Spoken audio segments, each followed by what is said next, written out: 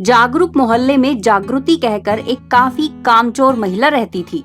वो सदैव काम से बचने के बहाने बनाया करती थी और सारा दिन बस बिस्तर पर पड़ी रहती थी, जिस कारण वो भैंस के जैसी मोटी और भद्दी हो जाती है। एक बार की बात है, ए जी थोड़ा सा पानी पिला दो, गला सूखा जा रहा है। अरे ये मोटी भैंस कब मेरा पीछा छोड़ेगी? बैल की तरह काम करवा करवा कर इसने सूखी हड्डी की तरह बना दिया है मुझे।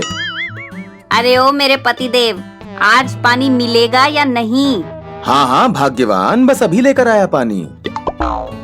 फिर मिट्ठू जागृति को खाट पर ही पानी ले जाकर देता है। तभी कुछ देर बाद पुनः जागृति मिट्ठू को आवाज लगाती है, ए जी खाना बन गया या नहीं? बस भाग्यवान, रोटियां सेकनी बाकी हैं, आके थोड़ी मदद कर दो ना। क्या मुझे किसी पागल कुत्ते ने काटा है क्या, जो मैं तुम्हारी सहायता करूंगी? जल्दी जल्दी हाथ चलाओ और रोटियां सेक कर यहीं खाट पर ले आओ। और हाँ, 10 रोटी ज्यादा सेकना, आज बहुत ही ज्यादा भूख लगी है। ना जाने किस मनहूस घड़ी में मैंने इससे शादी कर ली। फिर बेचारा मिट्ठू बेमन से मजबूरी में काम करने लग जाता है। फिर वो जागृति को खाना ले जाकर परोसता है। तभी जागृति, ये क्या जी, ये रोटियां कच्ची क्यों हैं? और बस एक ही सब्जी? महारानी हेलेन, सब्जी तुम्हारी अम्मा दे के गई थी या तुम्हारा बाप गिरधारी लाल? मैं भी इंसान हूँ, कोलू के बैल की तरह बस काम ही करवाती है। सब्जी तो नहीं, लेकिन इसके पैसे तो मेरा बाप ही दे रहा है ना मिट्ठू लाल।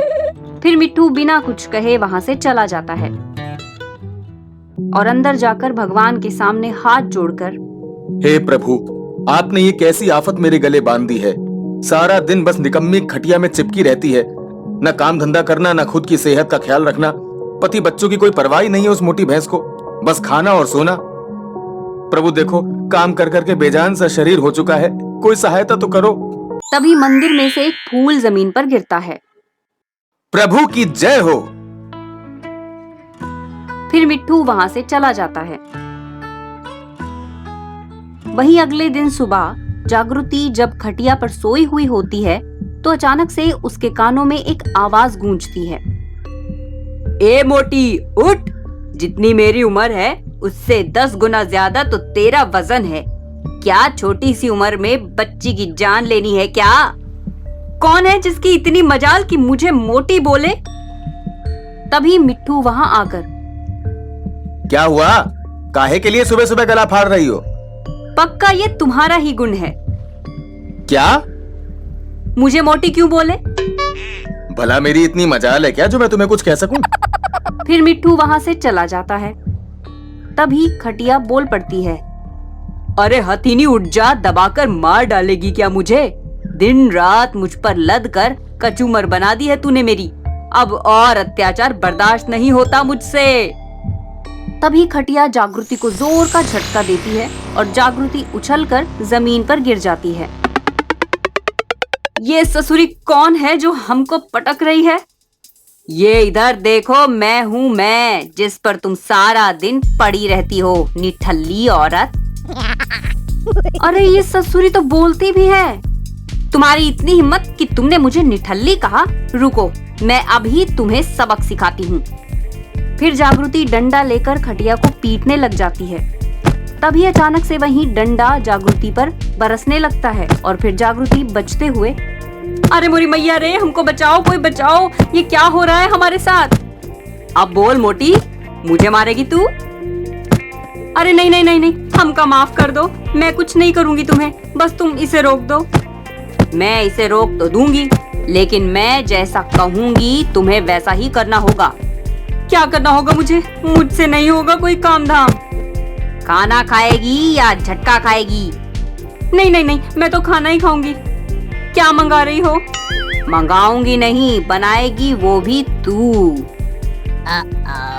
मैं कैसे? अब जा रही है खाना बनाने या डंडा बरसाऊं? फिर जागृति जल्दी से खाना बनाने चली जाती है। तभी मिट्ठू वहां आ जाता है और जागृति को काम करते देख उसे बड़ा आश्चर्य होता है। जाकर खाट पर बैठ जाता है। अरे ये क्या हो रहा है? आज सूरज पूरब की जगह पश्चिम से तो नहीं निकला? तभी खटिया बोल पड़ती है, अरे ओ मिट्ठू भैया, आप ज्यादा सोचो मत, ये मेरी वजह से काम कर रही है। खटिया को बोलते देख मिट्ठू डर कर खड़ा हो जाता है। अरे बैठो बैठो भाई, डरो मत, तुम्हारे कहने पर ही तो मैं यहाँ आई हूँ। तभी मिट्ठू समझ जाता है कि उसने जो भगवान से मांगा था वही कामना पूरी हो रही है। तभी जागृति मिट्ठू के लिए खाना लेकर वहाँ आती है। ये लीजिए खाना। ऐसा कहकर जागृति मिट्ठू को खाना देती है और जैसे ही वो खटिया पर बैठने जाती है तभी खटिया में से एक नुकीली सी कील निकलती है जो जागृति को चुभ जाती है। उई माँ, मर गई मैं तो, ये निकम्मी खटिया मार ही डालेगी मुझे। तभी मिट्ठू हंसने लगता है। क्या जी, तुम क्या हंस रहे हो? चुपचाप खाना खाओ। फिर जागृति वहाँ से चली जाती है। ऐसे ही शाम के समय जब जागृति घर का सारा काम करके फ्री होती है, आज तो काम करके काफी थक गई मैं, चलो अब थोड़ा आराम कर लेती हूँ। अब ये खटिया मुझे आराम करने से कैसे रोकेगी। फिर जैसे ही जागृति खटिया पर आराम करने जाती है, खटिया वहां से गायब हो जाती है और जागृति धड़ाम से जमीन पर गिरती है। तभी वो देखती है कि खटिया तो उसके सामने है। फिर जैसे ही वो खटिया पर बैठने जाती है तो पुनः खटिया वहां से गायब। मैं इतनी जल्दी हार नहीं मानूंगी। शैतान खटिया, रुक, मैं अभी तुझे बताती हूँ।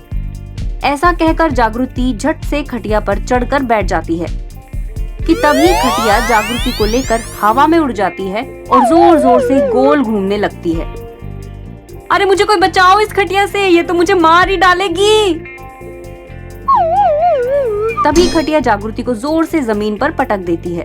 क्यों मोटी काकी, मजा आया या नहीं? मुझे माफ कर दो, मैं अब अच्छे से काम करूंगी। ठीक है, जाओ, माफ किया। तो फिर अब मैं तुम पे बैठ सकती हूँ ना? हाँ, लेकिन एक शर्त पर, वो ये कि आज से तुम अपने पति और अपने परिवार का पूरा ख्याल रखोगी और आलस कभी नहीं करोगी। तभी मैं तुम्हें मुझ पर आराम करने दूंगी और तुम्हें परेशान भी नहीं करूंगी। ठीक है, मंजूर है। इस तरह जादुई खटिया आलसी जागृति को अच्छा सबक सिखाती है और मजबूरी में ही सही, लेकिन जागृति काम करने लग जाती है, जिससे धीरे धीरे जागृति की सेहत भी अच्छी हो जाती है और फिर जादुई खटिया और जागृति खुशी से रहने लगते हैं। क्या आपने कभी किसी चीज को बात करते हुए सुना है? अगर नहीं सुना है और सुनना चाहते हैं तो कमेंट करके हमें बताइए।